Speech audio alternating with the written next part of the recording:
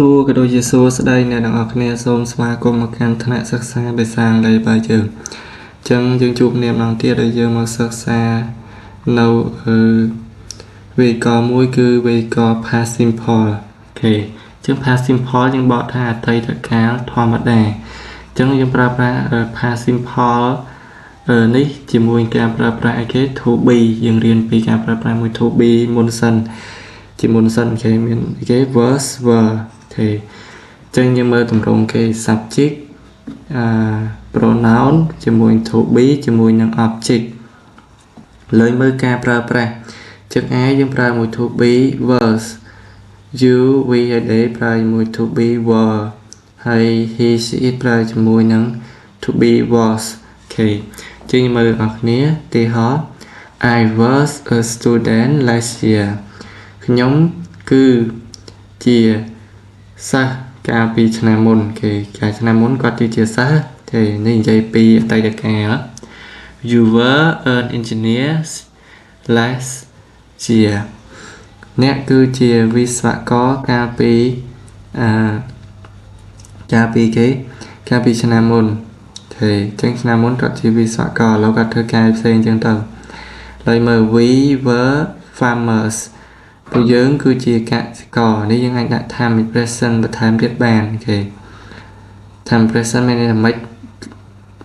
time present គឺយើងប្រើ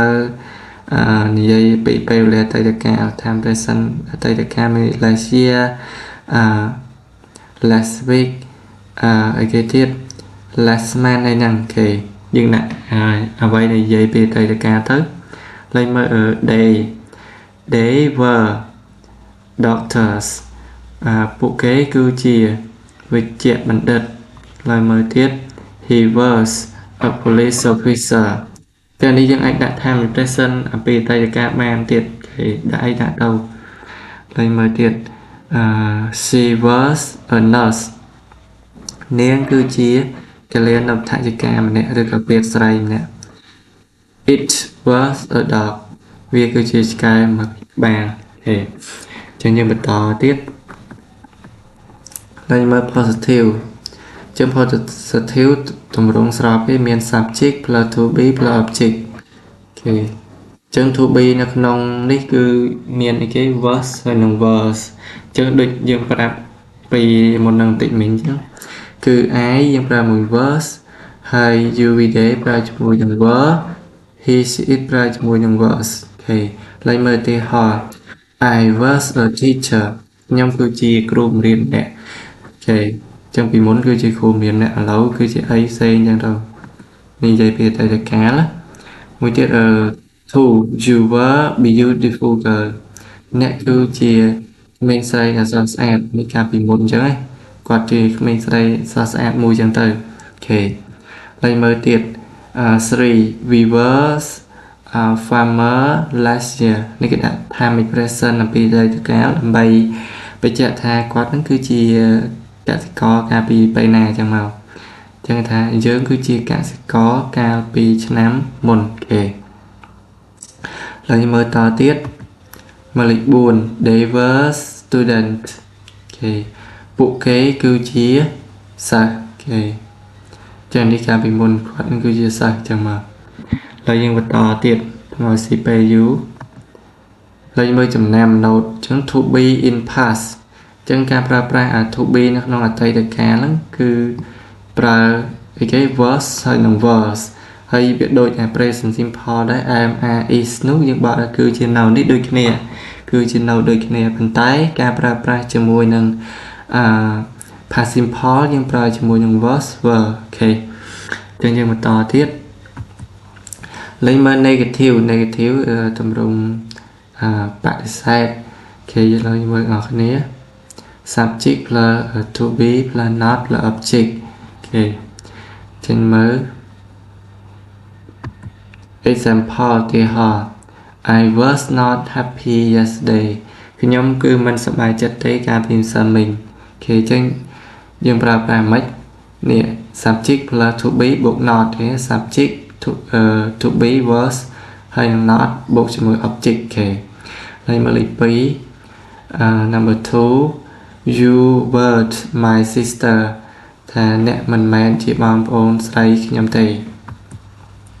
ហើយមើលទៀតស្រី he is wasn't her boyfriend គាត់គឺមិនមែនមិត្តប្រុសនាងទេអូខេហើយមើលតទៀត for Thida wasn't so sad Thida គឺមិនពិបាកចិត្តទេនេះយើងអាចដាក់ time present ថែមទៀតថា Thida wasn't so sad yesterday ចឹងមកកាលពីម្សិលមិញឬlast week កាលពីសប្តាហ៍មុនអីចឹងដាក់អីដាក់ដល់ឲ្យពេលឲ្យតែនិយាយអំពីអតីតកាលអូខេចេញមើលចំណាំអស់គ្នា note ចឹងverse not នេះមក word អូខេនេះចឹងបដិសេធដូចគ្នាមួយទៀត verse not word អូខេអានេះមិនមែនអូខេចឹងនេះវាដូចតែគ្នាទេកាលណាមួយកាត់មួយពេញអូខេហើយមើល question ដល់ចឹង question to be plus subject plus object plus question mark គេឡើយមើល example ទីហោ one were you a student តើអ្នកគឺជាសិស្សមែនទេចឹងគេសួរនៅកាលមុនអ្នកគឺជាសិស្សមែនទេអូខេចឹងដាក់ time present ទៀតបានដើម្បីបញ្ជាក់ពេលវេលាពេលណាអូខេហើយមើលទៀត two was he a teacher តើគាត់គឺជាគ្រូរៀនមែនទេមើលទៀត three what was your job តើអ្នកមានមុខរបរអ្វីទៀត four where were you born តើអ្នកបានកើតនៅទីណាអូខេ where were you born តើអ្នកកើតនៅទីណាចឹងអានេះមានប៉ុណ្ណឹងយើងបន្តទៀតមើល short answer ចឹង short answer ចម្លើយខ្លីឡើយមើល one where you a singer តើអ្នកគឺជាអ្នកចម្រៀងមែនទេចឹងយើងឆ្លើយមិន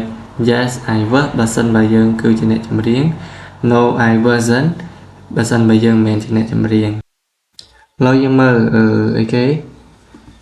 was she a nurse តើនាងគឺជាពេទ្យស្រីមែនទេចឹងឆ្លើយមិន yes she was បើសិនបើនាងគឺជាពេទ្យស្រី no she wasn't បើសិនបើនាងមិនមែនជាពេទ្យស្រីអូខេចឹងវីដេអូយើងមានតែប៉ុណ្ណឹងអរគុណសម្រាប់ការទស្សនាពីដើមដល់ចប់សូមអរគុណសូមជម្រាបលាជួបគ្នាលើកក្រោយជាបន្តទៀត